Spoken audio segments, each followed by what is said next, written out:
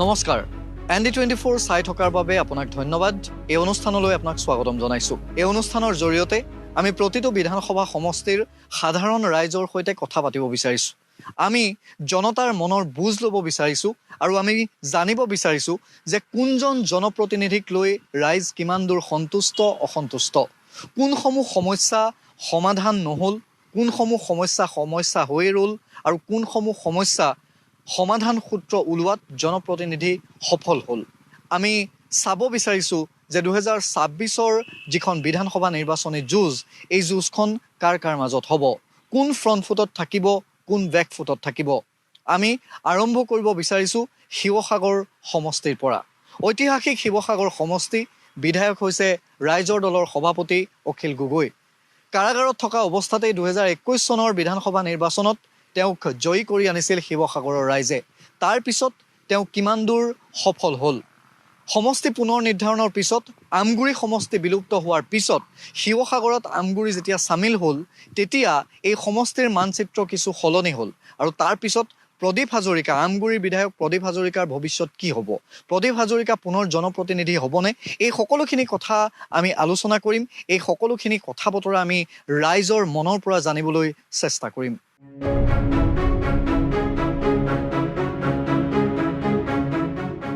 শিৱসাগৰ সমষ্টিৰ যিটো নতুন মানচিত্ৰ সমষ্টি পুনৰ নিৰ্ধাৰণৰ পিছত সেই মানচিত্ৰ যথেষ্ট সলনি হ'ল পুৰণি আমগুৰি যি সমষ্টি আছিল সেই সমষ্টি যিহেতু ইতিমধ্যে বিলুপ্ত হৈছে সমান্তৰালভাৱে শিৱসাগৰৰ একাংশ সোমাইছে ডিমৌ সমষ্টিত নৱগঠিত ডিমৌত আৰু আনফালে আমগুৰিৰ যি সমষ্টি আছিল সেই আমগুৰিৰ একাংশ ৰাইজ সোমাইছে নাজিৰা সমষ্টিত গতিকে এই যি সমষ্টি পুনৰ নিৰ্ধাৰণ এই সমষ্টি পুনৰ নিৰ্ধাৰণে আগন্তুক নিৰ্বাচনৰ যি ফলাফল হ'ব এই ফলাফলত কেনেকুৱা প্ৰভাৱ পেলাব এই কথাবোৰ আমি আলোচনা কৰিছোঁ আমি শিৱদৌল প্ৰাংগণত লগ পাইছোঁ জ্যেষ্ঠ সাংবাদিক মনোজ বৰঠাকুৰ ডাঙৰীয়াক মই অকণমান প্ৰথমতে আপোনাৰ ওচৰলৈ আহিছোঁ মনোজ দা এই গোটেই প্ৰক্ৰিয়াটো যদি আপুনি চাই সমষ্টি পুনৰ নিৰ্ধাৰণৰ পিছত শিৱসাগৰ সমষ্টিৰ যিটো নিৰ্বাচনী যিখন যুঁজ হ'ব বা নিৰ্বাচনী যিটো ফলাফল হ'ব তাৰ প্ৰভাৱ সমষ্টি পুনৰ নিৰ্ধাৰণৰ প্ৰভাৱ কিছু তাত পৰিব বুলি আপুনি ভাবে স্বাভাৱিকভাৱেই পৰিব সমষ্টি পুনৰ নিৰ্ধাৰণ হ'ল আমগুৰি সমষ্টিটোত বিলুপ্ত হ'ল আমগুৰি এটা সিংহভাগ শিৱসাগৰৰ লগত এটাচ হৈ গ'ল আৰু বাকীখিনি নাজিৰাৰ লগত গ'ল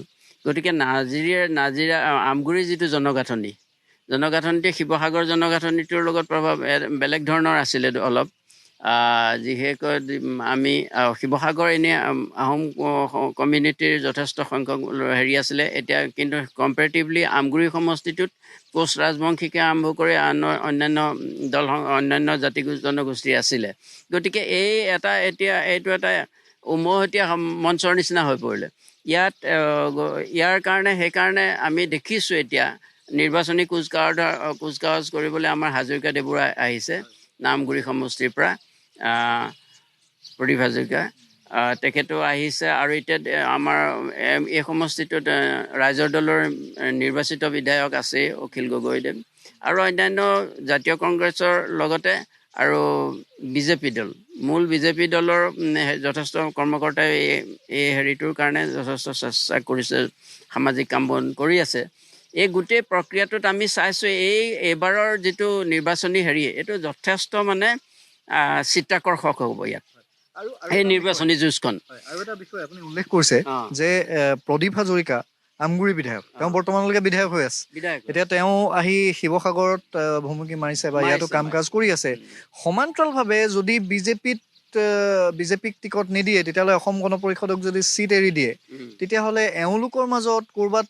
যিটো সংঘাত বিজেপি অসম গণ পৰিষদৰ মাজত সংঘাতটো এক দ্বিতীয় কথা হৈছে যদি এলায়েন্স যদি বিৰোধী এলায়েন্স যিহেতু হৈছে গতিকে অখিল গগৈয়ে হয়তো টিকটটো লাভ কৰাৰ সম্ভাৱনা যিহেতু তেওঁ বৰ্তমানৰ বিধায়ক তেওঁৰে সম্ভাৱনা বেছি আছে এনেকুৱা কিছু খুব ইণ্টাৰেষ্টিং কেলকুলেশ্যন পাৰমুটেশ্যন কম্বিনেশ্যন হৈ থাকিব আৰু এটা কথা হ'ল কি অখিল গগৈয়ে এই গোটেই হেৰিটোৰ সুযোগ যথেষ্ট গ্ৰহণ কৰিবই এনেকুৱা যদি বিশৃংখল পৰিস্থিতি এটা হয় AGP BJP এটা ক্লেছ আহি যায় আৰু AGPয়ে বহুদিনৰ পৰাই সমষ্টিটো বিচাৰি আছিলে আৰু এটা কথা হ'ল যদি NDAত তেওঁলোকে থাকে এতিয়া আপোনালোকে মন কৰিছে যে AGPটো অকণমান ৰিভাইভেল ট্ৰেণ্ডত আছে তেওঁলোকে ৰিঅৰ্গেনাইজ কৰিছে এতিয়া ৰিচেণ্টলি কেইজনমান অন্যান্য দলৰ বিধায়কো AGPত জইন কৰিছে গতিকে তেওঁলোকে এইটো চাব আৰু চাব যে কেনেকৈ এইটো সদব্যৱহাৰ কৰিব পাৰে আৰু প্ৰদীপ হাজৰিকাৰ স্থিতিটো যথেষ্ট শক্তিশালী আছিলে গতিকে সেই সূত্ৰে প্ৰদীপ হাজৰিকা হয়তো আশা কৰিছে যে ইয়াতো তেওঁৰ মানে যে হেৰিটো বিচাৰি পাব। কিন্তু আমি ভাবিছোঁ শাসকীয় দল ৰৈ থকা নাই। শাসকীয় বিজেপি দলৰ দলগত হেৰিটো যথেষ্ট শক্তিশালী আৰু প্ৰতিটো মানে গাঁও পঞ্চায়ত এনেকুৱা কিছুমান কাম কৰি আছে, মানে ইনফ্ৰাষ্ট্ৰাকচাৰ ডেভেলপমেণ্টৰ ক্ষেত্ৰত হলেই হওক বা মন্দিৰেই হওক বা নামঘৰেই হওক, সকলোতে তেওঁলোকে পুনৰ নিৰ্মাণৰ কাৰণে যথেষ্ট হেৰি দিছে। ইত্যাদি কথাত তেওঁলোকে মানুহখিনি আৰু বেনিফিচিয়াৰীখিনি আছে নহয়, লাৰ্জ নাম্বাৰ অফ বেনিফিচিয়াৰী, যিবিলাকে এটা ডিচাইচিভ ৰ'ল বুলি তেওঁলোকে ভাবে। আৰু এইটো কাৰণে তেওঁলোকে আমি ভাবিছোঁ যে তেওঁলোকৰ সমষ্টি গোটেইখিনি নিদিলেও এটা নিৰ্দিষ্ট সংখ্যক ভোট তেওঁলোকে পাবই। পাৰ্থ আছে সদু টাই আহোম ছাত্ৰ সন্থাৰ শিৱসাগৰ জিলা সমিতিৰ সাধাৰণ সম্পাদক। পাৰ্থ, প্ৰসংগটো হৈছে যে দল সংগঠন বাদ দি কেতিয়াও গোটেই নিৰ্বাচনী প্ৰক্ৰিয়াটো সম্ভৱ নহয় বা দল সংগঠনৰো এটা নিৰ্দিষ্ট ভূমিকা থাকে। এতিয়া কথা হৈছে যে শিৱসাগৰ সমষ্টিটো যদি আপুনি চোৱা যায়, অখিল গগৈ প্ৰসংগ ইতিমধ্যে মনোজ দাই কৈছে, আৰু অখিল গগৈ যিটো নিজৰ ভেটিটো, সেই ভেটিটো আপুনি বৰ্তমান পৰ্যায়ত কেনেকুৱা বুলি ভাবে, বা ৰাইজে যিটো সময়ত এটা সুতৰ বিপৰীতে গৈ অখিল গগৈক জিকাই আনিছিল, আজিৰ দিনটোত সেই ভেটিটো আছেনে নাই? নিশ্চয়কৈ এটা কথা আমি ক'বলৈ গ'লে বৰ্তমানৰ ৰাজনীতি আৰু পূৰ্বৰ ৰাজনীতিৰ মাজত ব্যয়বহুল পাৰ্থক্য আছে। আৰু ৰাইজ বৰ্তমানে অতি দূৰদৰ্শী চিন্তাধাৰা সমৃদ্ধ বুলি আমি ক'ব লাগিব। কিয়নো এটা কথা আমি ক'ব লাগিব যে কংগ্ৰেছ চৰকাৰৰ ভ্ৰষ্টাচাৰ দুৰ্নীতিৰ পৰা আঁতৰাই সেই একেখিনি ৰাইজে কিন্তু এটা বিজেপি চৰকাৰ আনিছে। সেই সময়ত সেইখিনি মানুহ ৰাইজ একেখিনি, কিন্তু চৰকাৰ সলনি কৰি থকা মানুহখিনি আমাৰ এই ৰাইজ। গতিকে ৰাইজে এতিয়া বিজেপিৰ প্ৰতি আস্থা আৰু বিশ্বাস ৰাখি বিজেপি চৰকাৰ আনিলে। বিজেপি চৰকাৰ অনাৰ পিছত বিজেপিক বহুখিনি দাবী দিলে, আৰু তাৰ ভিতৰত আমি ক'লোঁ যে আমি জনজাতিকৰণৰ বিষয়টো আছিলে। এতিয়া আমি দেখিবলৈ পাইছোঁ যে জনজাতিকৰণৰ বিষয়টোৱে কিছু ক্ষেত্ৰত কিঞ্চিত পৰিমাণ হ'লেও আগবাঢ়িছে। তাৰ কাৰণে আমি ধন্যবাদ জ্ঞাপন কৰিছোঁ। পূৰ্বৰ চৰকাৰৰ তুলনাত তেওঁলোকে বৰ্তমান চৰকাৰে কিন্তু তুলনামূলকভাৱে এটা দূৰত্বত তেওঁলোকে আগবাঢ়ি গৈছে, কিন্তু তেওঁলোকক সেইকাৰণে আমি ধন্যবাদ জ্ঞাপন কৰিছোঁ। কিন্তু এটা কথা আমি ক'ব লাগিব যে শিৱসাগৰবাসীৰ যিহেতু উচ্চ শিক্ষাতে শিক্ষিত হাৰটো যথেষ্ট পৰিমাণে বেছি, গতিকে ইয়াত কোনো ধৰণৰ চমকপ্ৰদ আঁচনি নতুবা প্ৰলোভন এনেকুৱা ধৰণৰ কথাত কিন্তু ৰাইজে ভোট নিদিয়ে কোনো কাৰণতে। বৰ্তমান আমাৰ লগতে ৰাইজে বিচাৰিছে যে ভৱিষ্যত দিনত অসমত বসবাস কৰা প্ৰতিটো জাতি জনগোষ্ঠীৰ ৰাইজ সুৰক্ষিত হৈ থাকিবলৈ হ'লে অসমৰ 6 জনগোষ্ঠীক জনজাতিকৰণ কৰিব লাগিব। আৰু এই বিষয়টো বৰ্তমান বিজেপি চৰকাৰখনে, মুখ্যমন্ত্ৰী হিমন্ত বিশ্ব শৰ্মাৰ ডাঙৰীয়াৰ নেতৃত্বত থকা চৰকাৰখনে ইতিমধ্যে কিঞ্চিত পৰিমাণে আগবঢ়াইছে, তাক আমি ধন্যবাদ জ্ঞাপন কৰিছোঁ।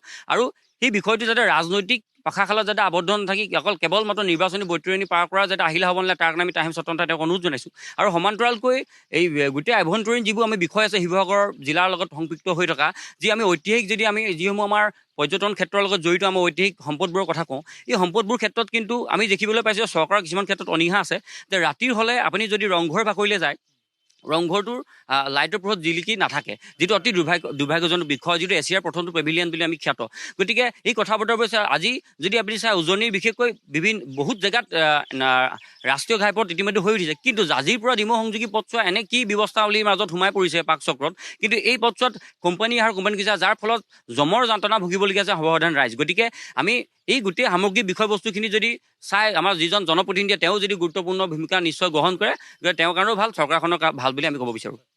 খুব কম সময়ৰ ভিতৰত বিধায়কৰো এইবাৰ দেখা পোৱা গৈছে যে এটা কিছু ভূমিকা থাকিব, কাৰণ এই নিৰ্বাচন খুব আকৰ্ষণীয় পৰ্যায়ত হ'ব শিৱসাগৰত। আৰু শিৱসাগৰৰ ৰিজাল্টটো আপুনি কেতিয়াও পূৰ্বানুমান কৰিব নোৱাৰে যে নিশ্চিতভাৱে এজনেই জয়ী হ'ব বুলি, যিকোনো এজনৰ ক্ষেত্ৰতে হওক, সেয়া কেতিয়াও ক'ব নোৱাৰে। হয়, 600 বছৰীয়া আহোম সাম্ৰাজ্যৰ স্বৰ্ণীল ইতিহাস বহন কৰা এই শিৱসাগৰ এতিয়া বৰ্তমান যিহেতুকে আমাৰ কেন্দ্ৰীয় চৰকাৰ, ৰাজ্য চৰকাৰ, বিজেপি শাসনাধীন চৰকাৰ, বৰ্তমান তাৰ সোঁতৰ বিপৰীতে গৈ আমাৰ ৰাজ্য দলৰ যিজন বিধায়ক, আমাৰ অখিল গগৈ ডাঙৰীয়া বৰ্তমান বিধায়ক হৈ আছে। এতিয়া এটা কথা লক্ষ্য লাগিব যে সোঁতৰ বিপৰীতে গৈ তেওঁ যিখিনি আমাৰ শিৱসাগৰীয়া ৰাইজে যিখিনি তেওঁৰ ওপৰত আস্থা আৰু বিশ্বাসত সেইখিনি তেওঁলোকক ভোট প্ৰদান কৰিছিলে, আৰু সেই আস্থাটো বৰ্তাই ৰাখিব পাৰিছেনে নাই, আৰু বিজেপি শাসনাধীন চৰকাৰখনে তেখেতে যিহেতুকে বিৰোধী ভূমিকা পালন কৰি আছে, আৰু তেখেতৰ কাম ক্ষেত্ৰত কৰিব কিমানখিনি আগবাঢ়িছে। আৰু এটা কথা মন কৰিব লাগিব, টাই আহোম ছাত্ৰ সন্থা বিভিন্ন সময়ত আমি দাবী কৰি আহিছোঁ ঐতিহাসিক সমলসমূহ যিদৰে সংৰক্ষণৰ শোভাবৰ্ধন হ'ব লাগে, আৰু ইয়াৰ নাতিদূৰতে লাগি থকা যিখন যমুনাত আজিলৈকে এটা ফলপ্ৰসূ আমাৰ সিদ্ধান্ত দিয়া নাই, আৰু সেইবোৰ কথা ৰাইজে লক্ষ্য কৰিব, আৰু সৰ্বাংগীন উন্নতিৰ প্ৰতি লক্ষ্য ৰাখি ৰাইজে এবাৰ বিধানসভা ইলেকশ্যনত ভোটদান কৰিব।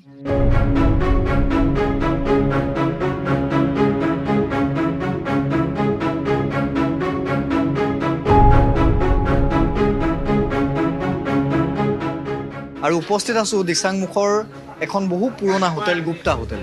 এই গুপ্তা হোটেলত বিভিন্ন প্ৰান্তৰ পৰা লোক আহে। তেওঁলোকে চিৰা দৈ খায়, ক্ৰীম খায়, আৰু যিটো ইয়াৰ জলপান, সেই জলপানৰ কিছু বিশেষত্ব আছে। আৰু আমি কেইবাজনো ব্যক্তি লগ পাইছোঁ। ইয়াত যিসকল ব্যক্তি আছে তেওঁলোকৰ সৈতে অকণমান কথা পাতিবলৈ চেষ্টা কৰিম। 2026 নিৰ্বাচনত দিচাংমুখৰ, যদিও বা দিচাংমুখ পৰ্যটকৰ বাবে অন্যতম এক আকৰ্ষণৰ কেন্দ্ৰবিন্দু, এতিয়া এই আকৰ্ষণৰ কেন্দ্ৰবিন্দু যেনেধৰণে কিন্তু উন্নয়ন হ'ব লাগিছিল, দিচাংমুখৰ উন্নয়নটো কিন্তু পূৰ্বৰে পৰা একেই থাকিল যেন অনুভৱ হয়। গতিকে ৰাইজে কি বিচাৰে আৰু এজন জনপ্ৰতিনিধি কেনেকুৱা হোৱাটো আপুনি বিচাৰে 26ত? আমি আচলতে ৰুলিং গভৰ্ণমেণ্টৰ লগত থকা এজন প্ৰতিনিধি থকা হ'লে দিচাংমুখত নিশ্চিতভাৱে আমাৰ উন্নয়ন হ'লহেঁতেন। কিন্তু ইয়াতে আমি আজি বহু বছৰৰ পৰা, বিশেষকৈ প্ৰমোদ গগৈ দিনৰ পৰা গভৰ্ণমেণ্টৰ বিপৰীতৰে এজন MLA ইয়াত থকাৰ কাৰণে ইয়াত উন্নয়নটো স্থবিৰ হৈ যায়। সেইটো আমাৰ কাৰণে খুব দুৰ্ভাগ্যৰ বিষয়। আৰু বিগত বৰ্ষবোৰতো ৰুলিঙৰ বিপৰীতে থকাৰ কাৰণে ইয়াত উন্নয়ন স্থবিৰ হৈ থকা আমি অনুভৱ কৰিছোঁ। তৎসত্বেও আমি এই গভৰ্ণমেণ্টটোৱে যথেষ্টখিনি ইয়াত কাম কৰিছে। আমি বিভিন্ন শিতানৰ পৰা কাম কৰা আমি দেখিছোঁ। তাৰ কাৰণে অসমৰ মুখ্যমন্ত্ৰীক আৰু শিৱসাগৰ জিলা ইয়াতে অভিভাৱক মন্ত্ৰী হিচাপে অসমৰ শিক্ষামন্ত্ৰী মহোদয় আছে। গতিকে তেখেতসকলৰ তত্বাৱধানত যথেষ্ট ইয়াত কাম হৈছে। গতিকে মই সেই চেগতে তেখেতসকলকো মই ধন্যবাদ জ্ঞাপন কৰিছোঁ। আৰু এটা সমস্যা হৈছে যে পৰ্যটকৰ বাবে দিচাংমুখ, ইমান হাজাৰ হাজাৰ মানুহ ইয়ালৈ আহে, দেশী বিদেশী পৰ্যটক আহে, যেনেধৰণে সজাব লাগিছিল, দিচাংমুখক লৈ যেনেধৰণে প্ৰজেক্ট কৰিব লাগিছিল, ক'ৰবাত কিন্তু সেইসমূহ দেখা পোৱা নাই। হয়, দিচাংমুখত আজি ৭৫টা বছৰৰ পিছত 10টা বছৰ BJP গভৰ্ণমেণ্টৰ দিনত আমি ইয়াতে কেইবাটাও আমি পৰ্যটকৰ কাৰণে কেইবাটাও উকমুকনি দেখিছোঁ এই গভৰ্ণমেণ্টে দিয়া। ইয়াতে আমি হোম ষ্টে ইতিমধ্যে বনি আছে, ৱাচ টাৱাৰ বনিছে। ইয়াতে পৰ্যটকৰ কাৰণে হাতী বা চৰাই চাবৰ কাৰণে এটা ৱাচ টাৱাৰ পোনপ্ৰথমবাৰৰ বাবে এই গভৰ্ণমেণ্টৰ দিনত বনিছে। আৰু ভাবোঁ দুৰ্ভাগ্যৰ বিষয়, দিচাংমুখৰ ৰাস্তাটো আজিও ঠেক হৈ আছে লংচাই দলঙৰ পৰা এইপাৰে। সেইটো আমি ভাবোঁ যে অনাগত দিনত গভৰ্ণমেণ্টে দৃষ্টি আকৰ্ষণ কৰি সেইকেইটা আমাক মেৰামতি কৰি দিয়াৰ ক্ষেত্ৰত আমি বিনম্ৰ অনুৰোধ জনাইছোঁ। অকণমান আপোনাৰ ওচৰলৈ আহিম। ৰাইজে কি বিচাৰে 2026 যিগৰাকী জনপ্ৰতিনিধি হ'ব বা বৰ্তমান জনপ্ৰতিনিধিগৰাকীৰ প্ৰতি ৰাইজ কিমান দূৰ তেওঁৰ ওপৰত সন্তুষ্ট, অসন্তুষ্ট, বা মিচিং জনগোষ্ঠীৰ ৰাইজে কি বিচাৰে, কেনেকুৱা এজন জনপ্ৰতিনিধি বিচাৰে? মিচিং জনগোষ্ঠীৰ ৰাইজে জাতিটোৰ উন্নয়নৰ স্বাৰ্থত বা সমষ্টিটোৰ উন্নয়নৰ স্বাৰ্থত কাম কৰা এজন সবল আৰু সুচিন্তাৰ এজন বিধায়ক প্ৰয়োজন হৈ আছে। আৰু যিজনে হ'ব ৰুলিং চৰকাৰ বা হ'ব লাগিব ব্যক্তিজন, তেনেকুৱা আৰু। দিচাংমুখক লৈ যেনেধৰণে আগুৱাব লাগিছিল সিমান দূৰ কিন্তু কোনেও আগুৱাৰ ক'ৰবাত হয়তো সদিচ্ছাৰ অভাৱ বা এনেকুৱা ধৰণৰ কিছু হয় নেকি? হয়, আমি 21ৰ ইলেকশ্যনত বহুত আশাৰ বৰষাৰে নৱপ্ৰজন্ম হিচাপে আমি ভোটদান সাব্যস্ত কৰিছিলোঁ। কিন্তু ঠিক সেই অনুৰূপ ৰূপে দিচাংমুখৰ সৰ্বাংগী উন্নয়নৰ ক্ষেত্ৰত আমি যুৱ প্ৰজন্মই দিচাংমুখৰ শিৱসাগৰখনৰ ভাল এজন বিধায়ক আমি নেতৃত্ব দিব বুলি ভাবিছিলোঁ। কিন্তু শিৱসাগৰ সন্মানীয় বিধায়ক মহোদয়ৰ পৃষ্ঠপোষকতাত দিচাংমুখনত বহু ধৰণৰ কাম কৰাৰ আমি পৰিলক্ষিত হৈছে। ঠিক মিচিং সমাজে নদী কাষৰীয়া ৰাইজত ভাগ কৰা মানুহখিনিয়ে শত বছৰৰ পৰা সংগ্ৰাম কৰিছিল বান আৰু গৰাখহনীয়াৰ প্ৰতি। বান আৰু গৰাখহনীয়াৰ পাৰ্মানেণ্ট প্ৰটেকশ্যন যে স্থায়ী সমাধানৰ কাৰণে আমাৰ বিধায়ক মহোদয়ক দিচাংমুখবাসী ৰাইজে হিচাপে বহু ধৰণৰ আবেদন নিবেদন কৰাৰ ফলশ্ৰুতিত ৱৰ্ল্ড বেংকৰ আণ্ডাৰত 100 কোটি টকাৰ দিচাংমুখনৰ প্ৰটেকশ্যনৰ কাম শুভাৰম্ভ কৰিব বুলি আমি জানিবলৈ পাইছোঁ।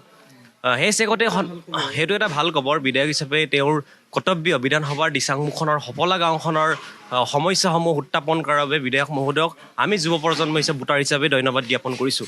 আৰু দিচাংমুখনৰ সৰ্বাংগী উন্নয়নৰ ক্ষেত্ৰত যেনেধৰণে গুৰুত্ব আৰোপ কৰিব লাগিছিলে এখন গভৰ্ণমেণ্টে, ঠিক তেনেধৰণে আমি গভৰ্ণমেণ্টৰ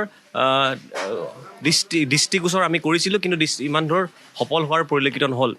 আমি বিচাৰোঁ শিৱসাগৰখনৰ সিংহৰ দৰে গজৰি উঠা এজন MLA বিধায়ক প্ৰয়োজন, যিজন বিধায়কে চৰকাৰৰ ভুল কামৰ বিপক্ষে, চৰকাৰৰ ভুল কামবোৰ শুধৰণিৰ পক্ষত মাত মাতিব লাগে আৰু ভাল কামৰ সমৰ্থন কৰিব লাগে। আৰু শিৱসাগৰখনৰ সৰ্বাংগী উন্নয়নৰ ক্ষেত্ৰত সহপুৰুষাৰ্থভাৱে কাম কৰা এজন বিধায়কৰ প্ৰয়োজন, যি বিধায়কে বিধানসভাৰ মজিয়াত বলিষ্ঠভাৱে মাত মাতিব পাৰে।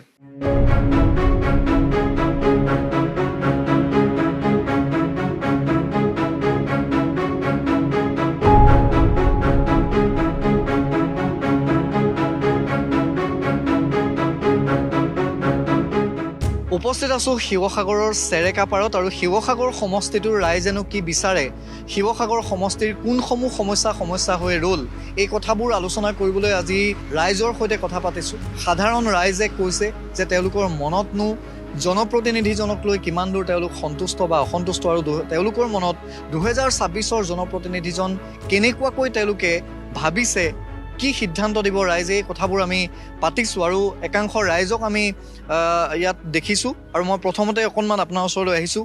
ই ৰিক্সাখন লৈ আপুনি সদায় ওলাই আহে। 2026 জনপ্ৰতিনিধিজন কেনেকুৱা হোৱাটো বিচাৰে আৰু বৰ্তমান বিধায়কক লৈ কিমান দূৰ সন্তুষ্ট? বিধায়কক লৈ পেলাই অসন্তুষ্ট বুলি কওঁ, কিন্তু মানে কি আমাৰ বহুত অভিযোগ আছে, মানে অভিযোগবিলাক পূৰণ কৰিব লাগে, কথাটো সেইটোৱে। আৰু মানে কি ধৰক জাতি ভেটিৰ মাটিৰ কাৰণে কথা পাতিব লাগে, মানে ধৰক হিন্দু মুছলিম ৰাজনীতি কৰিব নালাগে, তেনেকুৱা এজন প্ৰতিনিধি বিচাৰোঁ আমি। কেনেকুৱা এজন প্ৰতিনিধি বিচাৰে, জনপ্ৰতিনিধিজন কেনেকুৱা হোৱাটো বিচাৰে 2026? আমি জনপ্ৰতিনিধি আমাক এনেকুৱা লাগে যেন যিজন এতিয়া অখিল গগৈ আছে, কাম কৰিছে, নাই কৰা বুলি নকওঁ, বহুত কৰিছে, কিন্তু আমাৰ চেকআপতো বহুতখিনি তেওঁ সহায় কৰিছে। আমাক এতিয়া নতুন প্ৰজন্মত যেনেকৈ আমাক বিচাৰোঁ তেনেকৈ হ'ব লাগে। আৰু আমাৰ সকলো দিশত আমাৰ এতিয়া চেকআপত ক'বলৈ টাউনৰ ওচৰতে আমাৰ আপুনি দেখিছে এতিয়া নদী নৰ্দমা আৰু এতিয়া খাল বিল এই ড্ৰেইনবিলাক আমাৰ ইমান বেয়া, তাৰমানে আমাৰ গাড়ী যেতিয়া তেতিয়া ইয়াত বহুত এক্সিডেণ্ট হয়। গতিকে লৈ এই ৰাস্তা পদূলিবোৰ তেওঁলোকে জানি পিনে কৰিব লাগে, নজনাবোৰেতো কৰিব নোৱাৰে। জনা এজন আমাক প্ৰতিনিধি হ'লে মানে আমি সন্তুষ্ট হওঁ। আমি ইতিমধ্যে কথা পাতিছোঁ, খুব এটা ডাঙৰ কথা কৈছে যে ৰাজনৈতিক পৰিৱেশ যিটো, সেই পৰিৱেশত হিন্দু মুছলমান এই ধৰণৰ যিসমূহ সংস্কৃতিবোৰ আহিছে, এইবোৰ ৰাজনীতিত আহিব নালাগে, এই বিভেদবোৰ আহিব নালাগে। জনপ্ৰতিনিধিজন কেনেকুৱা হ'বতো উচিত? আৰু শিৱসাগৰৰ কাষতে থকা চেৰেকাপাৰ এই সমস্যাসমূহ আপোনালোকৰ কি কি আছে মূলতঃ? আমি আগন্তুক আহি থকা 26 বিধানসভাৰ নিৰ্বাচিত প্ৰাৰ্থীজন আমি এনেকৈয়ে বিচাৰোঁ, যিজন যুৱ প্ৰজন্ম হয়। হিন্দু মুছলিম নিবিচাৰে তেখেতে, যি দলৰে হওক যুৱ প্ৰজন্ম হ'ব লাগে, শিৱসাগৰ সমষ্টিৰ হ'ব লাগে, যাতে আমাৰ শিৱসাগৰ সমষ্টি ৰাইজে লগ কৰিবলৈ হ'লে তেওঁলোকে আশা পালি ৰৈ থাকিব নালাগে, তেওঁ ঠাইতে পোৱা হ'ব লাগে। আৰু অকল চেৰেকাপাৰ বুলি ক'লেই নহ'ব, চেৰেকাপাৰ বাৰু আটাইতকৈ ডাঙৰ সমস্যা এটা আছে আমাৰ দিখৌ গৰাখহনীয়াটো সমাধান কৰিব লাগে।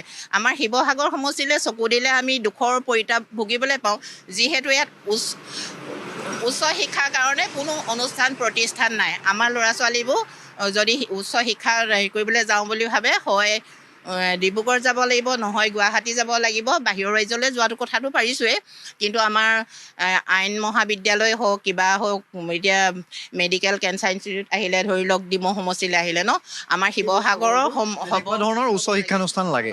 আপোনালোকৰ মতে জনপ্ৰতিনিধিগৰাকীয়ে কোনসমূহ বিষয়ক প্ৰাধান্য দিব লাগে?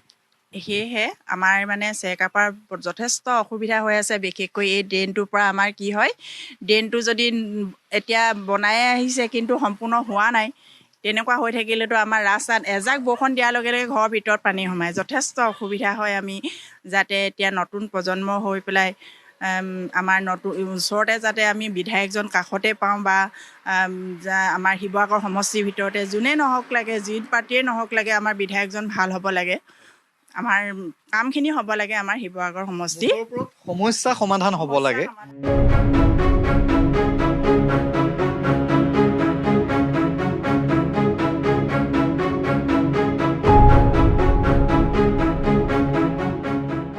ঐতিহাসিক দিখৌমুখৰ এক বিশেষ বৈশিষ্ট্য আছে, আৰু সেই বৈশিষ্ট্যটো হৈছে যে দিনত কোনোবাই কংগ্ৰেছ কৰিব পাৰে, দিনত কোনোবা অসম গণ পৰিষদৰ সমৰ্থক হ'ব পাৰে, বা বিজেপিৰো সমৰ্থক নেতাকৰ্মী হ'ব পাৰে, কিন্তু নিশাৰ ভাত সাজ বা সন্ধিয়াৰ চাহকাপ কিন্তু আটাইকেইজনে একেলগে খায়। আৰু এই বৈশিষ্ট্যটোৰ কাৰণে দিখৌমুখ সদায় ব্যতিক্ৰম। দিখৌমুখত উপস্থিত আছোঁ, আৰু এতিয়া খেতিৰ সময়, ধান চপোৱাৰ সমানে সমানে নৈৰ পাৰত যিসমূহ আলু ৰঙালাওৰ পৰা আৰম্ভ কৰি খেতি, সেই খেতিত ৰাইজ ব্যস্ত। কেইজনমান ব্যক্তি আছে, আমি অকণমান কথা পাতিবলৈ চেষ্টা কৰিম। মই প্ৰথমতে অকণমান আপোনাৰ ওচৰলৈ আহিছোঁ। প্ৰথম কথাটো হৈছে যে সমষ্টি বিলুপ্তিকৰণৰ পিছত, আমগুৰি সমষ্টিটো নোহোৱাৰ পিছত সমষ্টি পুনৰ নিৰ্ধাৰণৰ ক্ষেত্ৰত যেনেধৰণে আমগুৰি হেৰাই থাকিল, সেই ক্ষোভটোৱে ক'ৰবাত আমগুৰিৰ যিগৰাকী বিধায়ক প্ৰদীপ হাজৰিকা, সেই প্ৰদীপ হাজৰিকাক 2026 নিৰ্বাচনত ক্ষতি কৰিব নেকি? আৰু সমান্তৰালভাৱে দিখৌমুখৰ ৰাইজে অখিল গগৈক কেনেধৰণে লৈছে? সাম্প্ৰতিক ৰাজনৈতিক প্ৰেক্ষাপটটো এনেকুৱা, যিহেতু আমাৰ আমগুৰি দুটা ব্লক, আমগুৰি ব্লক শিৱসাগৰ সমষ্টিত অন্তৰ্ভুক্ত হ'ল, কিন্তু প্ৰদীপ হাজৰিকাক ক্ষতি কৰিব বুলি মই নাভাবোঁ। কাৰণ এই যিটো দিখৌ বেংক কয়, দিখৌ বেংকটো হ'ল অগপৰ দুৰ্গ হিচাপে পৰিচিত। আৰু আমি যিটো জানো এতিয়াও এই প্ৰদীপ হাজৰিকাৰ দুৰ্গটো অক্ষত আছে। তাত কিছু পৰিমাণে পঞ্চায়ত নিৰ্বাচনত বিজেপিয়ে দখল আনিছে যদিও এই দিখৌমুখত প্ৰদীপ হাজৰিকাৰ দুৰ্গটো অক্ষত আছে। আৰু নতুন যিগৰাকী সমষ্টি পুনৰ নিৰ্ধাৰণত অখিল গগৈ যিহেতু নতুন সমষ্টি হ'ল, অখিল গগৈয়ে প্ৰাণপণ চেষ্টা চলাইছে ইয়াত সাংগঠনিক ভেটি সুদৃঢ় কৰিবলৈ। তেওঁ ইতিমধ্যে প্ৰদীপ হাজৰিকা ডাঙৰীয়াৰ লগত আমি এইটো পৰিলক্ষিত হৈছে, প্ৰদীপ হাজৰিকা ডাঙৰীয়াৰ লগত সংঘাতত নহাকৈ অখিল গগৈয়ে দিখৌমুখত প্ৰায় 1 কোটিৰো অধিক টকা ইতিমধ্যে ঘোষণা কৰিছে। দিখৌমুখ মিলিত শিল্পী সমাজৰ এটা বহুদিনীয়া আমাৰ দাবী আছিলে, আমাৰ তাৰ মেৰামতি, প্ৰেক্ষাগৃহটোকে মেৰামতি কৰিছে। প্ৰতিটো নামঘৰ ইয়াত নামঘৰলৈ 7 লাখ, 8 লাখ, 10 লাখকৈ টকা দিছে। যুৱ সংঘ বনাইছে। আমাৰ হেল্থ এণ্ড এথলেটিক্স ক্লাবৰ তেওঁ বিল্ডিংটো ঘোষণা কৰিছে। গতিকে অখিল গগৈয়েও ক'ৰবাত অলপ ইয়াত খোপনি পুতিছে। গতিকে এই ক্ষেত্ৰত তেওঁ লাভৱান হ'ব পাৰে। আৰু গোটেই অগপ আৰু এই ৰাইজৰ দল যদি চোৱা যায়, সেই কম্পিটিশ্যনটো হৈছে অলপ ক্ষতি হৈছে বিজেপিৰ।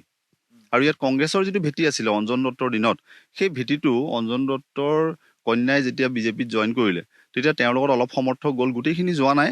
আৰু অলপ সমৰ্থক বিজেপিত গ'ল, কিছু এজিপিলৈ আহিলে।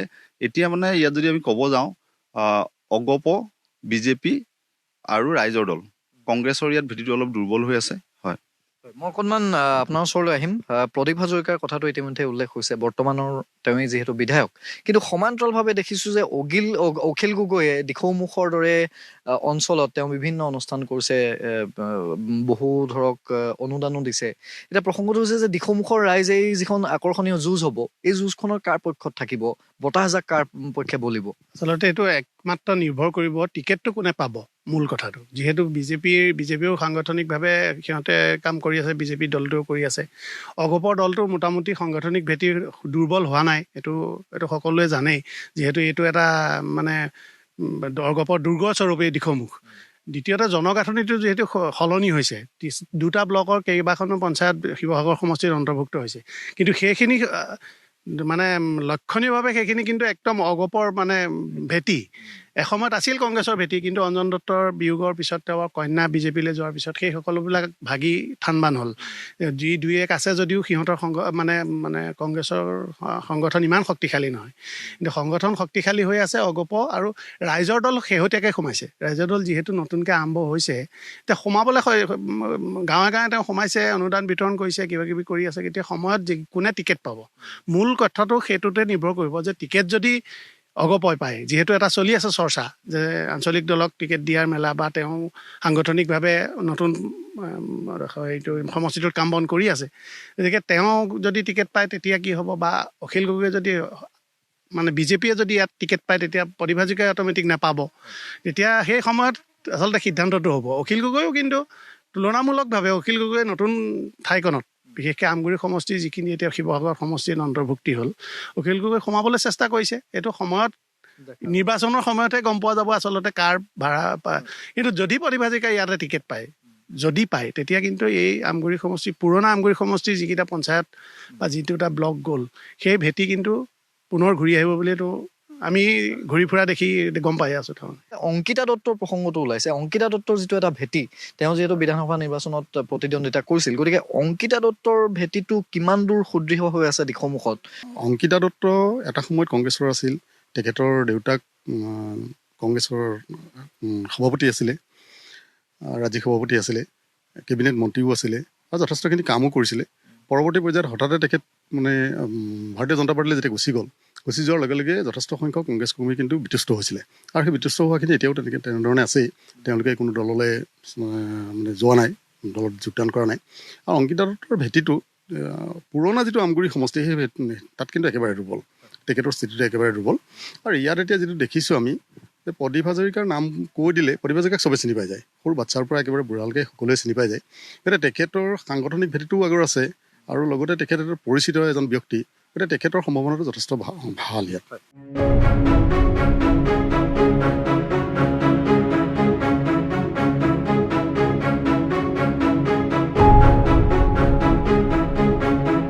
আমগুৰিৰ চাৰিঙত উপস্থিত আছোঁ, অৰ্থাৎ পুৰণা যিটো আমগুৰি সমষ্টিৰ তাৰ অন্যতম এটা গুৰুত্বপূৰ্ণ ভূমিকা পালন কৰা, যিটো সময়ত আমগুৰি সমষ্টিটোৰ নিৰ্বাচনত গুৰুত্বপূৰ্ণ ভূমিকা আমগুৰি সমষ্টিৰ চাৰিংবাসীয়ে নিৰ্ণয় কৰে, চাৰিঙত উপস্থিত আছোঁ। আমি দুই এক ব্যক্তিৰ সৈতে অকণমান কথা পাতিবলৈ চেষ্টা কৰিম।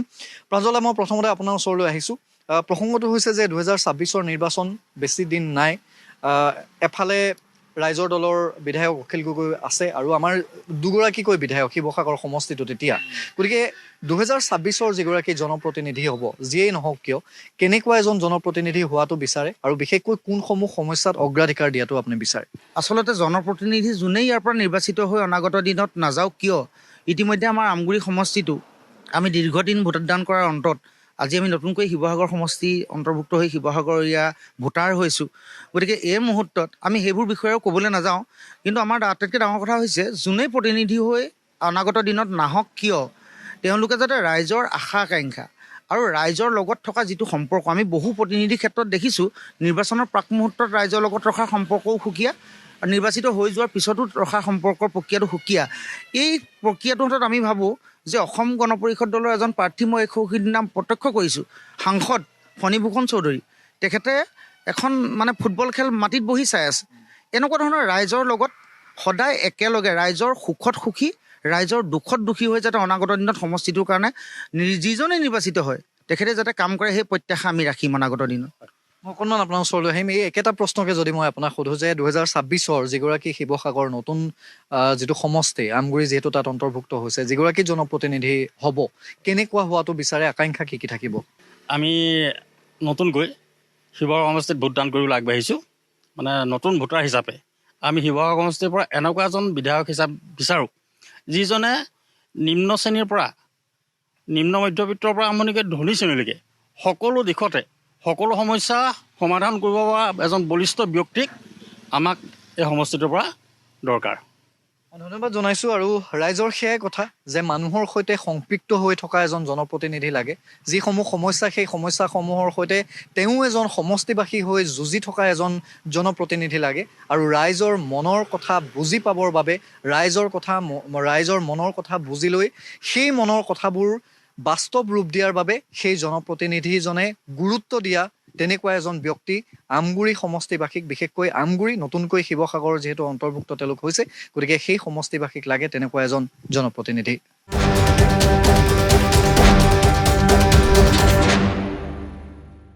আমি এই অনুষ্ঠানৰ জৰিয়তে ৰাইজৰ মনৰ বুজ লৈছোঁ, কোনটো সমষ্টিত ৰাইজে জনপ্ৰতিনিধিগৰাকীক লৈ কিমান দূৰ সন্তুষ্ট হৈছে, কোনসমূহ সমস্যা সমাধান হৈছে, কোনসমূহ ৰাইজৰ সমস্যা এতিয়াও সমাধান হোৱা নাই, জনপ্ৰতিনিধিগৰাকীক লৈ চৰকাৰখনক লৈ ৰাইজ কিমান দূৰ সন্তুষ্ট।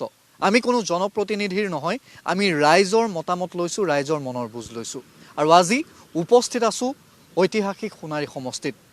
প্ৰয়াত শৰৎ বৰকটকীয়ে কংগ্ৰেছৰ পৰা যিটো সময়ত 5 বাৰকৈ এই সমষ্টি প্ৰতিনিধিত্ব কৰিছিল, তাৰ পৰৱৰ্তী সময়ত প্ৰাক্তন সাংসদ তথা প্ৰাক্তন বিধায়ক তপন গগৈ, নৱনীতা সন্দিকৈ, আৰু যোৱাখিনি সময় 2021 পৰা বিধায়ক হিচাপে আছে ধৰ্মেশ্বৰ কোঁৱৰ। গতিকে এইগৰাকী বিধায়কক লৈ ৰাইজ কিমান দূৰ সন্তুষ্ট, এইগৰাকী বিধায়কে কিমানখিনি কাম কৰিলে, সোণাৰী সমষ্টিৰ পূৰ্বৰ যিসমূহ সমস্যা, এই সমস্যাসমূহক লৈ তেওঁ কিমান দূৰ গুৰুত্ব আৰোপ কৰিলে, তেওঁ কিমান দূৰ সমাধান সূত্ৰ উলিয়ালে, এই সকলোবোৰ কথা আমি ৰাইজৰ মনৰ পৰা উলিয়াবলৈ চেষ্টা কৰিছোঁ।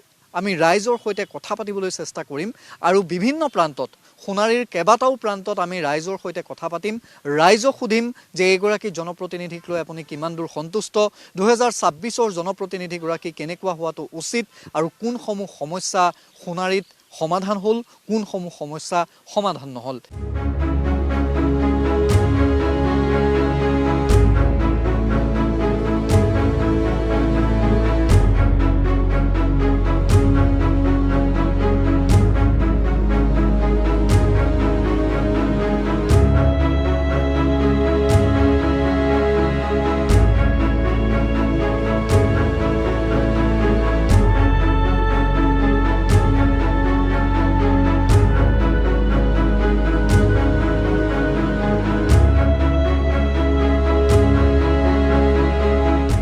উপস্থিত আছোঁ সোণাৰীৰ মূল চহৰত, আৰু সোণাৰীৰ মূল চহৰৰ যিসকল ব্যৱসায়ী আছে বা যিসকল চহৰলৈ সততে অহা লোক আছে তেওঁলোকে কি কয়, সোণাৰী বিধানসভা সমষ্টি 2026-ৰ মূল যুঁজখন কাৰ মাজত হ'ব বা কোনসমূহ সমস্যা সমাধানৰ ক্ষেত্ৰত জনপ্ৰতিনিধিগৰাকী সফল হ'ল, কোনসমূহ সমস্যা সমাধান হোৱা নাই, এই কথাবোৰ জানিবৰ বাবে আমি একাংশ ব্যৱসায়ীৰ সৈতে কথা পাতিবলৈ আমি চেষ্টা কৰিম। আৰু বিশেষভাৱে 2026-ৰ যিখন নিৰ্বাচনী যুঁজ হ'ব সেই নিৰ্বাচনী যুঁজখনো কেনেকুৱা এটা পৰ্যায়লৈ যাবগৈ বা নিৰ্বাচনী যুঁজৰ মূল ইছ্যুসমূহ কেনেকুৱা হ'ব, মই অকণমান আপোনাৰ ওচৰলৈ আহিম।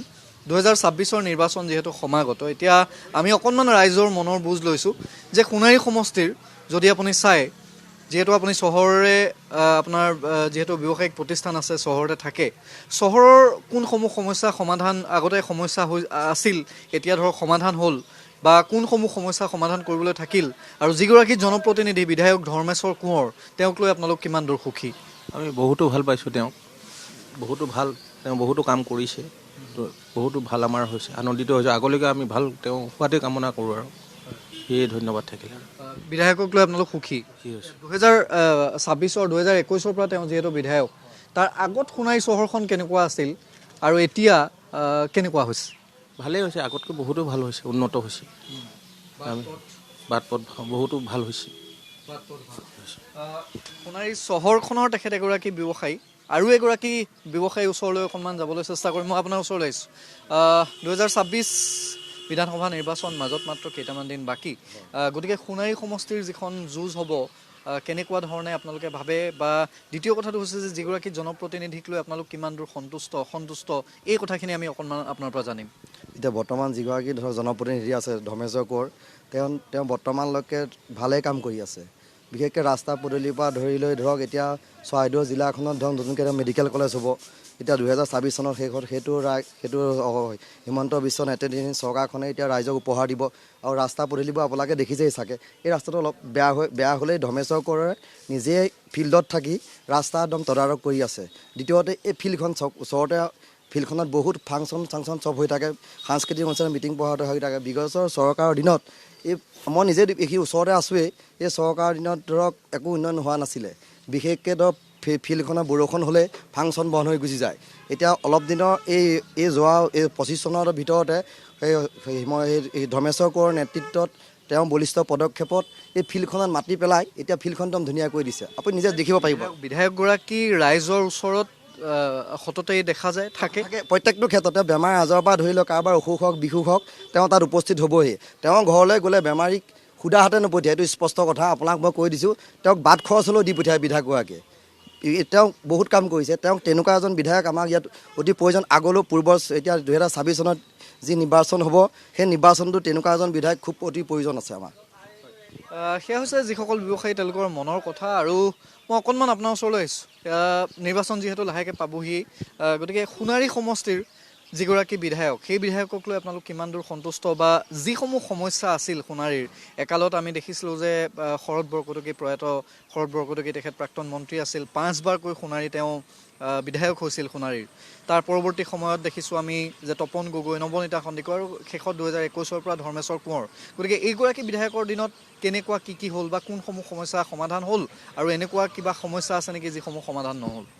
চাওক, এতিয়া ধৰ্মেশ্বৰ কোঁৱৰে যিটো কাম কৰি আছে বৰ্তমান, বহুত ভাল কামেই কৰি আছে তেওঁ। আৰু তেওঁ 14 বৰ্ষত যিমান কাম কৰিছে তাৰ আগত আমি তেনেকুৱা কাম দেখা নাছিলোঁ। আৰু বৰ্তমানলৈ তেওঁ ভাল কামেই কৰিছে, আৰু মানুহজনো খুব ভাল তেওঁ। আৰু তেওঁ যিবিলাক পদক্ষেপ কৰিছে ভাল পদক্ষেপ লৈ আছে তেওঁ বৰ্তমানলৈকে। ৰাইজৰ ওচৰত তেওঁ থাকেনে নাই? ৰাইজৰ কাষলৈ ফিল্ডলৈ আহে নাই? তেওঁ ফিল্ডত নামে, ৰাইজৰ লগতে থাকে তেওঁ, প্ৰায় ৰাইজৰ লগতে থাকে তেওঁ।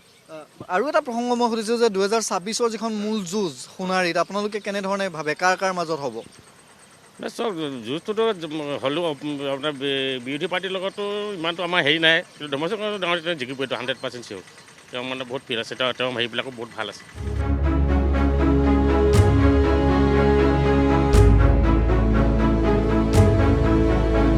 সোণাৰী সমষ্টিত ৰাইজৰ মনৰ বুজ লৈছোঁ, ৰাইজক সুধিছোঁ যে আপুনি আপোনাৰ জনপ্ৰতিনিধিগৰাকীক লৈ কিমান দূৰ সুখী, আৰু আপোনাৰ কোনসমূহ সমস্যা এতিয়ালৈকে সমষ্টিটোৰ সমস্যা হৈ ৰ'ল নেকি, সমাধান হ'লনে নাই, কেনেকুৱা এজন পুনৰ জনপ্ৰতিনিধি 2026-ত ৰাইজে বিচাৰে।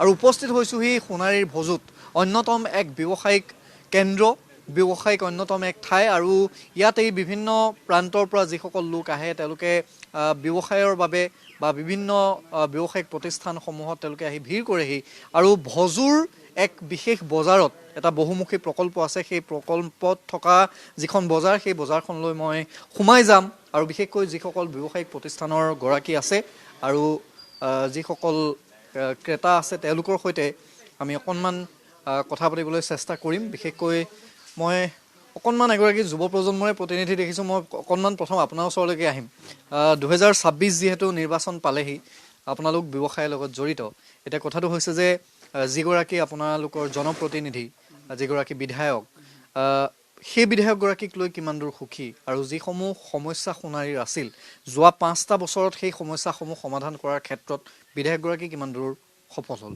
নাই সমস্যাবিলাকতো সমাধান হৈছে ৰাস্তা ঘাট ভাল হৈছে ব্যৱসায় কৰিবলৈ আমাৰ ভাল হৈছে নাই আমি সুখী কি হ'ব 2026ৰ পৰিৱেশ সোণাৰীত কেনেকুৱা দেখিছে আৰু বিধায়কগৰাকীয়ে ৰাইজৰ ওচৰলৈ যায় নে নাযায় ৰাইজ বিধায়কক লৈ কিমান দূৰ সুখী আমাৰ বৰ্তমান যিজন বিধায়ক আমি পাইছোঁ মানে সন্মানীয় ধৰ্মেশ্বৰ কোঁৱৰদেৱ তেওঁতো যথেষ্ট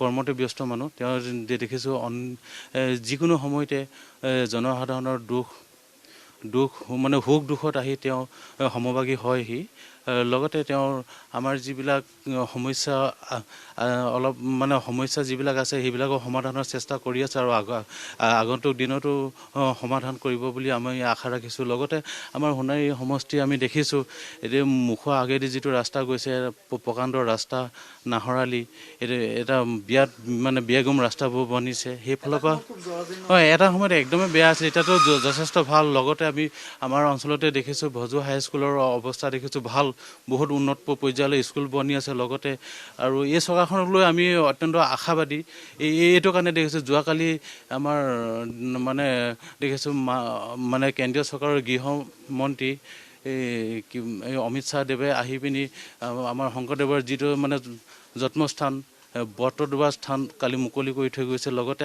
855জন শ্বহীদৰ যি স্মৃতি নিৰ্মাণ কৰিছে এই এটা মানে কোনো চৰকাৰে মানে আগতে কোনো চৰকাৰে কৰা নাছিলে এইখন চৰকাৰে কৰিছে সেইলৈ আমি যথেষ্ট সুখী আমি যথেষ্ট আশাবাদী আৰু লগতে সোণাৰী সমষ্টিলৈ আমি মানে যথেষ্ট আশাবাদী লগতে আৰু যিজন বিধায়ক আছে তেওঁক লৈ আমি যথেষ্ট আশাবাদী ঠিক আছে মই অকণমান আন যিসকল আছে তেওঁলোকৰ ওচৰলৈ মই অকণমান আহিব বিচাৰিম মই অকণমান আপোনাৰ ওচৰলৈ আহিছোঁ 2026ৰ নিৰ্বাচনৰ প্ৰাক মুহূৰ্তত আমি সোণাৰী সমষ্টিবাসীৰ মনৰ বুজ লৈছোঁ যে বিধায়কক লৈ কিমান দূৰ সুখী আৰু 2026ৰ যিখন নিৰ্বাচনী যুঁজ হ'ব সেই যুঁজত কেনে এজন জনপ্ৰতিনিধি ইয়াত নিৰ্বাচিত হোৱাটো আপোনালোকে বিচাৰে মানে আপোনাৰ ভাল কাম কৰিলেতো আপোনাৰ নিশ্চয় জিকিব সেইটোৱে মানে আমি আশা কৰোঁ মানে অলপ ভাল হ'বলৈ আৰু মানে ডেভেলপ হ'বলৈ ধৰক ৰাস্তা পদূলি এতিয়া ধৰক আমাৰ ইয়াত কিছুমান ৰাতি হৈ থাকিলে না আন্ধাৰ হৈ থাকে না বস্তুটো তাৰ ষ্ট্ৰিট লাইটৰ অলপ প্ৰয়োজন হয় আমাৰ এইটো আমাৰ লাগে মানে ষ্ট্ৰিট লাইটৰ ইয়াত মানে বহুত এক্সিডেণ্ট হয় ৰাতি মানে আন্ধাৰে আহে মানুহ বিধায়কগৰাকীক কেতিয়াবা পায়নে কাষত আহে মানে তেতিয়া লগ নাপাওঁ এনেকুৱা ছিষ্টেমত হয় না ৰাইজৰ ওচৰলৈ তেওঁ আহে আৰু বিশেষকৈ ৰাস্তা যদি চোৱা যায় ভজুৰ ৰাস্তাটো কিন্তু এসময়ত খুব জৰাজীৰ্ণও আছিল সেইটো কেতিয়া নিৰ্মাণ হ'ল কেতিয়া বনালে আপোনাৰ 1.5 বছৰমান হৈছে 1.5 বছৰ আগত বনাইছোঁ আৰু ভজুৰ কেনেকুৱা কি মূলতঃ সমস্যা এতিয়াও আছে সমস্যা মানে আপোনাৰ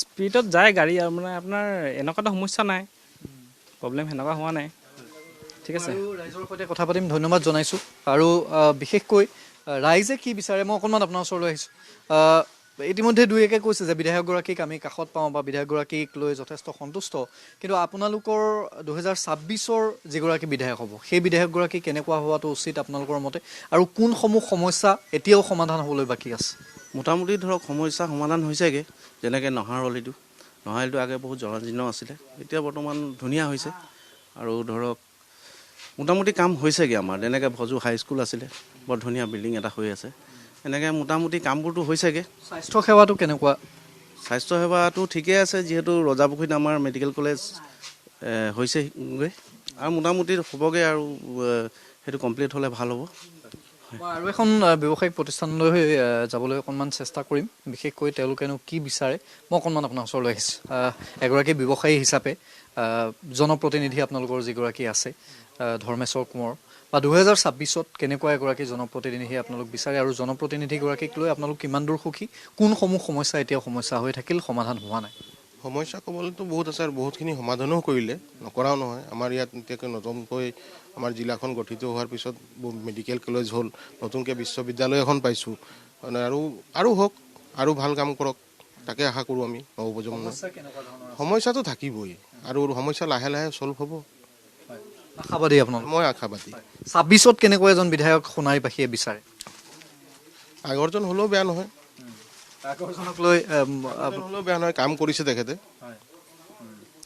ঠিক আছে, মই ধন্যবাদ জনাইছোঁ। আৰু এয়া হৈছে সোণাৰীবাসীৰ ভজুবাসীৰ পৰিৱেশ, ভজুবাসীৰ আমি মতামত লৈছোঁ। আৰু ব্যৱসায়িক প্ৰতিষ্ঠানসমূহৰ যিসকল ব্যৱসায়ী, আমি দুই এজন গ্ৰাহকৰ সৈতেও কথা পাতিছোঁ আৰু তেওঁলোকে মুঠৰ ওপৰত তেওঁলোকে কৈছে যে কিছু সমস্যা আছে, কিন্তু বহুখিনি সমস্যা সমাধানৰ ক্ষেত্ৰত বিধায়কগৰাকী সফলো হৈছে।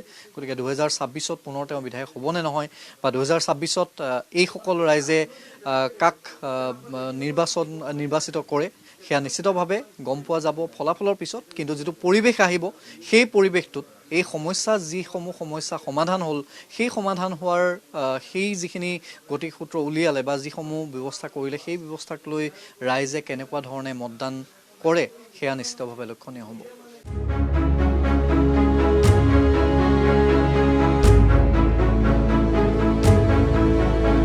সোণাৰী সমষ্টিৰ বিভিন্ন প্ৰান্তলৈ গৈছোঁ আৰু ৰাইজক সুধিছোঁ যে সোণাৰী সমষ্টিৰ জনপ্ৰতিনিধিগৰাকীক লৈ কিমান দূৰ সন্তুষ্ট, 2026-ত কেনে এগৰাকী জনপ্ৰতিনিধি তেওঁলোকে বিচাৰে, কোনসমূহ সমস্যা জনপ্ৰতিনিধিগৰাকীয়ে সমাধান কৰাত সফল হ'ল বা কোনসমূহ বিফল হৈছে, ৰাইজে কোনসমূহ সমস্যাক লৈ এতিয়াও তেওঁলোকে ভুগি আছে নেকি, এই কথাবোৰৰ আমি মনৰ বুজ লৈছোঁ।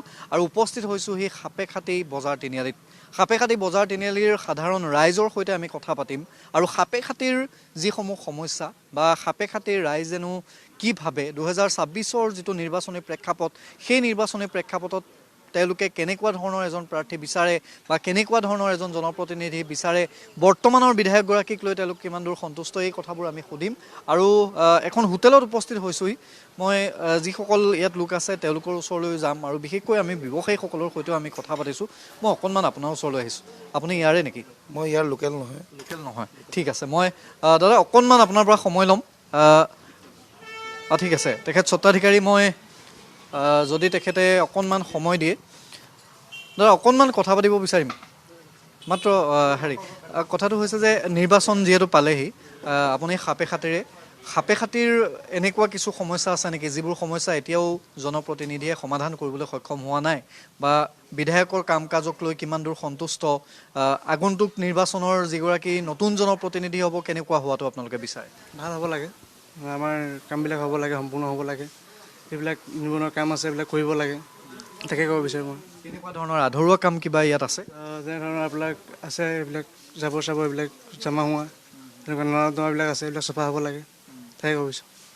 পূৰ্বতকৈ সোণাৰীৰ কিছু পৰিৱৰ্তন হ'ল বুলি আপুনি ভাবেনে এইবাৰ এইগৰাকী বিধায়কৰ কাৰ্যকালত? হৈছে, বহুত হৈছে, বহুত ৰাস্তা পদূলি বনিছে, ভাল হৈছে, তাকে এইবিলাক বিচাৰোঁ। কিন্তু কৰিবলগীয়া আৰু আছে? আৰু আছে, বহুত বাকী আছে ক'বলৈ। মানে সাপেখাতিৰ যিটো স্বাস্থ্য সেৱা, হেল্থৰ যিটো বিষয়টো কেনেকুৱা ধৰণে আপোনালোকে ইয়াত চিকিৎসালয় বা চিকিৎসা সেৱাটো কেনেকুৱা ধৰণে পায়?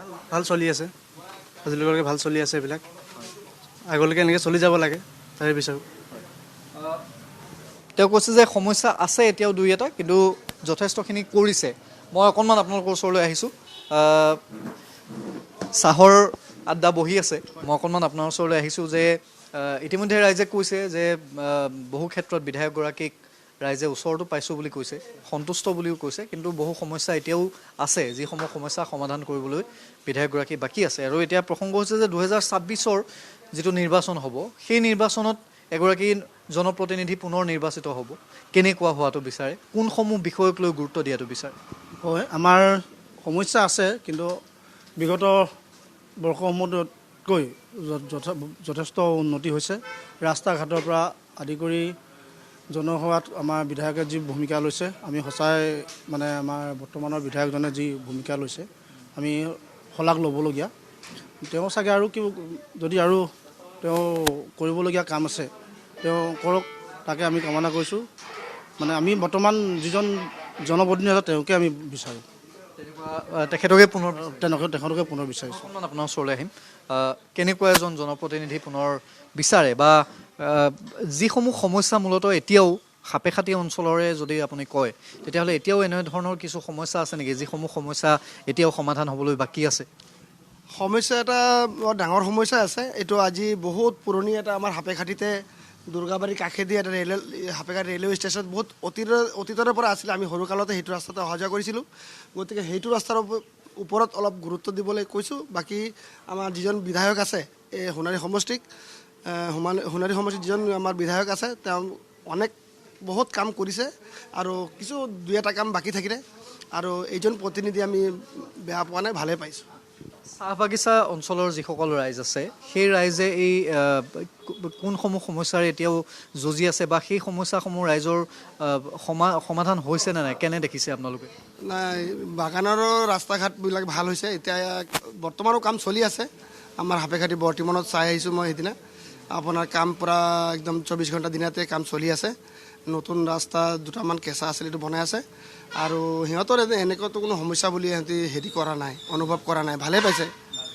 এগৰাকী মই জ্যেষ্ঠ ব্যক্তি দেখিছোঁ, মই অকণমান আপোনাৰ ওচৰলৈ আহিম। 26ৰ নিৰ্বাচন যিহেতু সমাগত, 2026ৰ বিধানসভা নিৰ্বাচন, এগৰাকী বিধায়ক আপোনালোকৰ ইতিমধ্যে আছেই। এতিয়া কথাটো হৈছে যে সাপেখাতি ৰাইজে কিমান দূৰ জনপ্ৰতিনিধিগৰাকীক লৈ সন্তুষ্ট, আৰু নতুন নিৰ্বাচনৰ যিগৰাকী জনপ্ৰতিনিধি হ'ব, 2026ৰ যিগৰাকী বিধায়ক হ'ব, সেই বিধায়কগৰাকী কেনেকুৱা হোৱাটো আপোনালোকে বিচাৰে?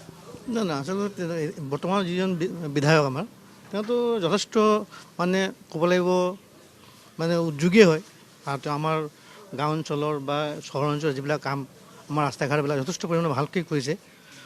আৰু আমি এনেকুৱা এজন জনপ্ৰতিনিধি বিচাৰোঁ যিজনক আমি সদায় আমাৰ মাজতে পাওঁ, আৰু তেনেকৈ হিচাপত আমাৰ বৰ্তমান যিজন প্ৰতিনিধি তেওঁক উপযুক্ত বুলি আমি ভাবোঁ। পৰিৱৰ্তনটো কেনেকুৱা দেখিছে? 5বাৰকৈ কংগ্ৰেছৰ ইয়াত বিধায়ক আছিল প্ৰয়াত শৰৎ বৰকটকী, তাৰ পৰৱৰ্তী সময়ত বিজেপিৰ দখলতে যথেষ্ট হৈছে। পৰিৱৰ্তন নাই হৈছে বুলি কোনেও ক'ব নোৱাৰে। ৰাস্তা ঘাটৰ পৰা আৰম্ভ কৰি আপুনি অন্যান্য যদি উন্নয়নমূলক কামবিলাক মন কৰে যথেষ্ট আগতকৈ ভালেই হৈছে বুলি আমি ক'ব পাৰোঁ। মই ধন্যবাদ জনাইছোঁ। এয়া হ'ল সাপেখাতিৰ ৰাইজৰ মনৰ কথা। তেওঁলোক যথেষ্ট পৰিমাণে বিধায়কগৰাকীক লৈ সন্তুষ্ট, কিন্তু হ'লেও তেওঁলোকে কৈছে যে দুই এক সমস্যা আছে, যিসমূহ সমস্যা সমাধান কৰিলে ৰাইজে ভাল পাব, ৰাইজে আগন্তুক সময়ত তেওঁক হয়তো আদৰি লোৱাৰ সম্ভাৱনা থাকিব। গতিকে সেইসমূহ সমস্যাও সমান্তৰালভাৱে সমাধানৰ ক্ষেত্ৰত বিধায়কগৰাকীয়ে গুৰুত্ব দিব লাগিব।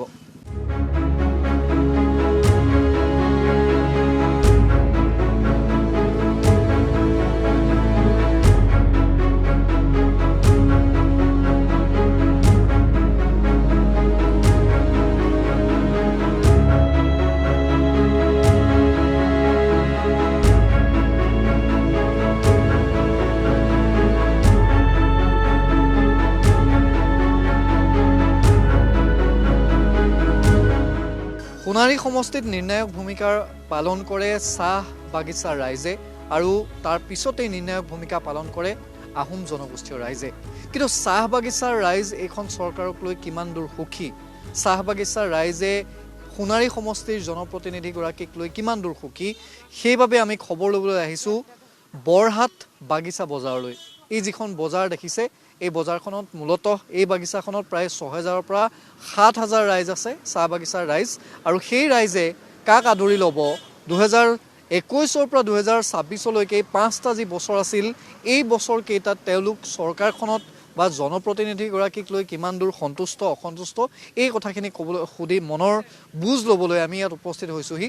আৰু এবাৰ পৰিৱেশটো আমি দেখুৱাম যে এই টকৌপাতৰ যিসমূহ সৰু সৰু ঘৰ, খুব ভাল লগা এটা বজাৰৰ দৃশ্য। আৰু এই দৃশ্যটো আমি এইবাবেই দেখুৱাইছোঁ যে ক্ৰমাৎ হেৰাই যোৱা এটা দৃশ্য। আৰু ইয়াত চাহ বাগিচাৰ ৰাইজেই নহয়, ওচৰৰ যিসমূহ গাঁও আছে সেই গাঁৱৰ ৰাইজো ইয়ালৈ আহে। মই অকণমান দাদা আপোনাৰ ওচৰলৈ আহিছোঁ। আপোনাৰ ঘৰ কোন জেগাত? আমাৰ বৰহাটৰে, আমি লোকেল। হয়, চাহ বাগিচাৰ ৰাইজ যদিও বা ইয়াত আছে, আমি তেখেতলোকৰ ওচৰলৈ যাম। কিন্তু যদি আপুনি সামগ্ৰিক যিটো প্ৰেক্ষাপট যদি চাই এতিয়া 2026ৰ নিৰ্বাচন আহি আছে কিমান দূৰ চৰকাৰখনক লৈ আপোনালোক সন্তুষ্ট বিধায়কক লৈ কিমান দূৰ সন্তুষ্ট হয় এনেই উন্নয়নটো হৈছে উন্নয়ন নাই হোৱা বুলিও নকওঁ কিন্তু আমাৰ ব্যৱসায়িকবিলাকৰ খুব মানে অৱস্থা বেয়া কাৰণ অনলাইনে গোটেই মাৰ্কেটবোৰ লৈ লৈছে আমাৰ মানে থলুৱা বস্তুবোৰ বিকিবলৈ এতিয়া জেগা নাইকিয়া হৈছে আমি খুব কষ্টৰে মানে চলি আছোঁ এইটো আমাৰ চব ব্যৱসায়ী এইটো অনুভৱ কৰিছে এইটো যিমান অনলাইন বাঢ়ি আছে আমাৰবিলাকৰ মানে দিগদাৰ হৈ গৈ আছে ব্যৱসায় কৰি খাব পৰা অৱস্থা আজিকালি নাই কিন্তু হ'লেও আৰু চলি আছোঁ যেন তেন ৰাইজে বজাৰলৈ আহেনে আহে মোটামুটি আহে বেছি অনলাইনত বজাৰ কৰে মোটামুটি আহে উন্নয়নৰ পৰিৱেশটো যিটো আমি মোটামুটি চলি আছে ইমান ভাল বুলি দুদৰাৰী অৱস্থা গাত ডাঙৰ ডাঙৰ উন্নয়ন হৈছে চিকিৎসালয়ত আপুনি দৰৱ নাই এনেইতো ঢাক ঢোল চলি আছে সেইখিনিতো লাগে ন দৰৱ নাই যদি আপুনি কি উন্নয়ন মই অকণমান আপোনাৰ ওচৰলৈ আহিছোঁ বজাৰ কৰিবলৈ নিশ্চয় আহিছে অকণমান খবৰ লৈছোঁ আমি স্থানীয় ৰাইজৰ যে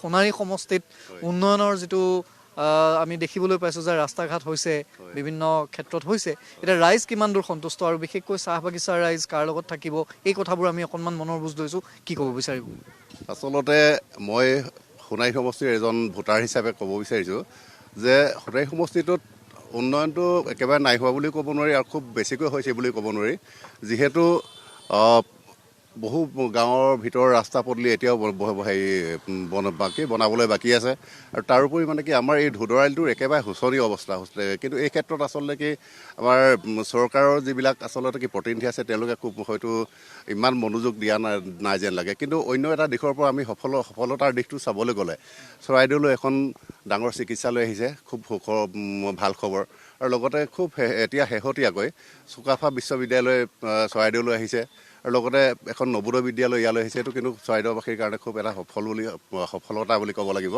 যিহেতু সেইটো উন্নয়নৰ ফালৰ পৰা যথেষ্ট আগবাঢ়ি আছে বুলি মই ক'ম 2026ৰ যিখন নিৰ্বাচনী যুঁজ হ'ব সেই নিৰ্বাচনী যুঁজত আকৌ এজন জনপ্ৰতিনিধি আপোনালোকে নিৰ্বাচিত কৰি পঠিয়াব এতিয়া কথাটো হৈছে যে কেনেকুৱা এজন জনপ্ৰতিনিধি আপোনালোকে বিচাৰে আচলতে প্ৰতিনিধিজন জনতাৰ পক্ষত থকা সদায় বিচাৰোঁ যিহেতু তেওঁ জনতাৰ লগত যেতিয়া জনসাধাৰণৰ লগত স্থানীয় ভোটাৰৰ লগত যেতিয়া নাথাকে বা সমষ্টিটোৰ ৰাইজৰ লগত নাথাকে তেনেকুৱা প্ৰতিনিধি আমি আচলতে ইয়াত কামনা নকৰোঁ বৰ্তমানৰ বিধায়কজনক আমি যথেষ্ট ভাল বুলিয়ে ক'ম তেখেতে মানে কি যথেষ্ট সহযোগিতা কৰে ৰাইজৰ মাজলৈ আহে গতিকে অনাগত দিনবোৰত গতিকে তেখেত আহিলেও আমি বেয়া নাপাওঁ আৰু ধৰি লওক তেওঁলোকৰ এইটো বাৰু সম্পূৰ্ণ দলীয় এটা বিষয় ভিতৰুৱা বিষয় গতিকে আন যিকোনো প্ৰতিনিধিয়ে যাতে নিদিয়ক লাগে আমিতো নিশ্চয় সহযোগিতা আগবঢ়াম অকণমান দাদা আপোনাৰ ওচৰলৈ আহিছোঁ আপোনাৰ ঘৰ ইয়াতে নেকি বৰহাট লেফেৰা লেফেৰা চৰকাৰখনক লৈ কিমান দূৰ সুখী বা 2026ত যিগৰাকী নতুন আপোনালোকৰ বিধায়ক হ'ব